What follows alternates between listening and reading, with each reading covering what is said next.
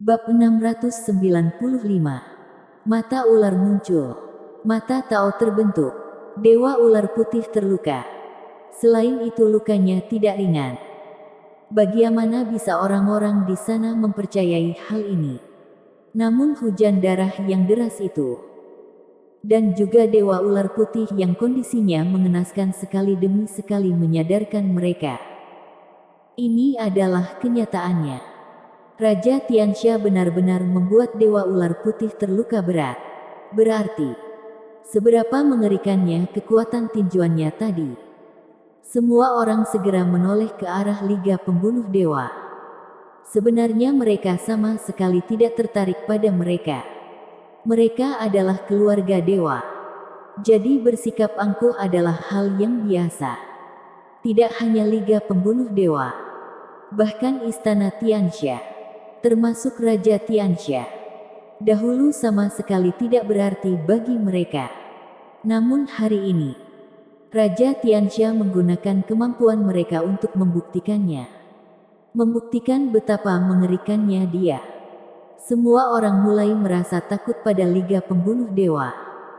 Namun untungnya sebelumnya Liga Pembunuh Dewa tidak melakukan hal yang berlebihan. Jika tidak, jika Raja Tian marah, pembantaian akan terjadi. Bahkan ratusan pembunuh dewa dari Liga Pembunuh Dewa juga tidak akan bisa menghadapi satu tinjuannya. Bahkan dewa saja tidak bisa menghadapinya. Jadi bagaimana mungkin para sampah itu bisa menghadapinya? Saat ini Jim Ogawa dan yang lainnya berkeringat dingin. Tetapi yang beruntung adalah, meskipun Raja Tianxia kuat, pada akhirnya dia tetap mati. Sedangkan setelah Dewa Ular Putih menyemburkan hujan darah, dia dengan cepat menutupi lukanya dengan energi dewa. Dan dia segera pulih dengan cepat. Ini adalah kekuatan dari dewa. Memiliki daya pulih yang sangat kuat. Semua orang sangat kagum. Namun di saat semua orang sudah tenang, seorang anggota keluarga Ogawa menjerit. Dan sekali lagi melihat hal yang mengejutkan. Mereka memandang ke atas langit kejauhan. Lalu dengan ketakutan berkata, Raja Tianxia kembali. Raja Tianxia kembali. Tubuh semua orang tersentak. Kemudian menoleh ke arah yang ditunjuk orang tersebut. Dan seketika semua orang hampir mengeluarkan bola mata mereka semua. Raja Tianxia kembali. Tidak hanya kembali, namun dia sama sekali tidak terluka. Dia berjalan dengan percaya diri, melangkah di tengah udara, membuat dia terlihat seperti sesosok dewa. Apa jangan-jangan Raja Tianxia ini adalah inkarnasi dari sesosok dewa? Semua orang berpikir dengan ketakutan. Louis Lu memang sudah kembali. Dia tersenyum. Lalu menatap Dewa Ular Putih sembari berkata, serangga kecil. Bukankah kamu menyebut dirimu Ik Dewa? Kenapa kamu masih mengeluarkan darah begitu banyak? Saat ini sebagian besar luka Dewa Ular Putih sudah pulih. Namun bercak darah masih ada. Sisiknya juga belum tumbuh. Jadi ketika mendengar ucapan Louis Lu, dia langsung marah besar. Bagaimana mungkin dia tidak tahu? Raja Tianxia ini sedang menghinanya. Ketika mengumpulkan energi dan ingin menyerang lagi, Louis Lu berkata, pertanyaan yang sebelumnya aku tanyakan padamu. Kamu masih belum menjawabnya. Kekuatan aku ini termasuk peri atau termasuk dewa? Dewa Ular Putih akan melesatkan serangan. Namun ketika mendengar ucapan ini, pupil matanya menyusut. Lalu dia terlihat takut. Bagaimana mungkin dia tahu kekuatan Louis Lu itu peri atau dewa? Dia hanya tahu kekuatannya mengerikan. Dan lebih kuat dari kekuatan dewanya. Bagaimana bisa seorang manusia memiliki kekuatan yang mengerikan seperti ini? Ketika Louis Lu mengingatkannya, Dewa Ular Putih seketika merasa takut. Ketika Louis Lu melihat dia terdiam, Tiba-tiba dia tertawa dan berkata, sebenarnya aku juga tidak ingin merenggut nyawamu. Selama kamu membiarkan aku menyerap energi dewa lagi, lalu memberikan aku 10 tetes esensi darah, maka dendam di antara kita akan lunas. Apa katamu? Kedua mata dewa ular putih berkilau.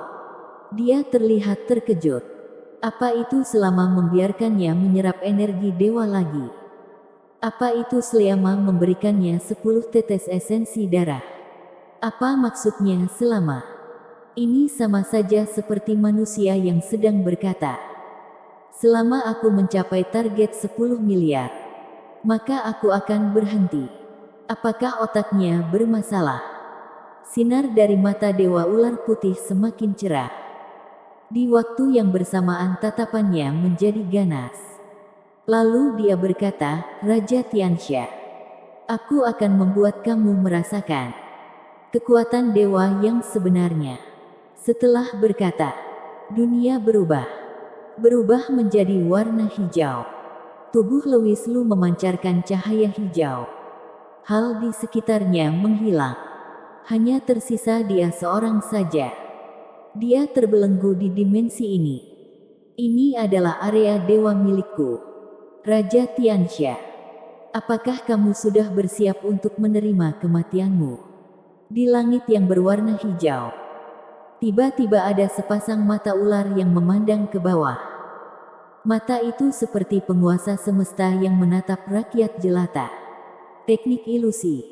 Louis Lu mengerutkan alisnya.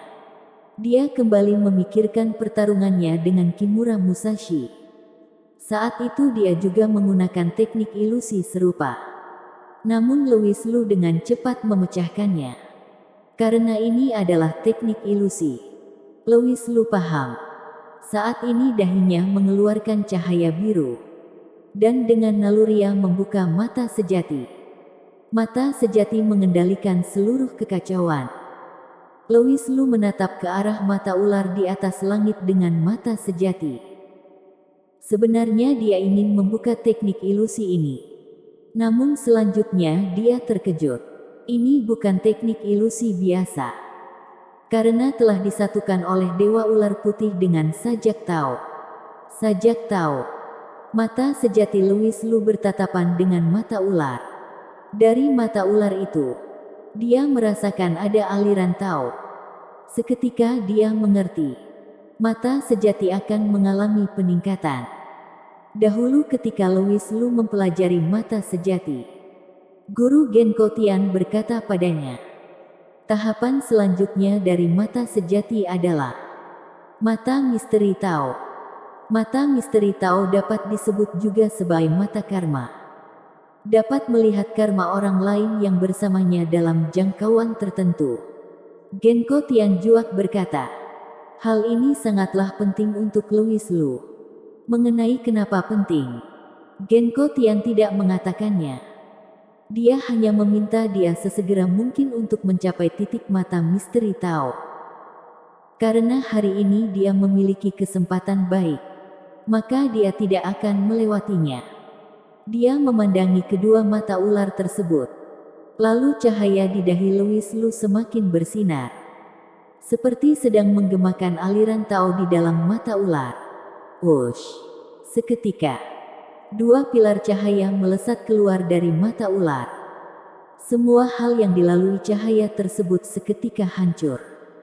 Hal ini jauh lebih kuat daripada teknik ilusi milik Kimura Musashi.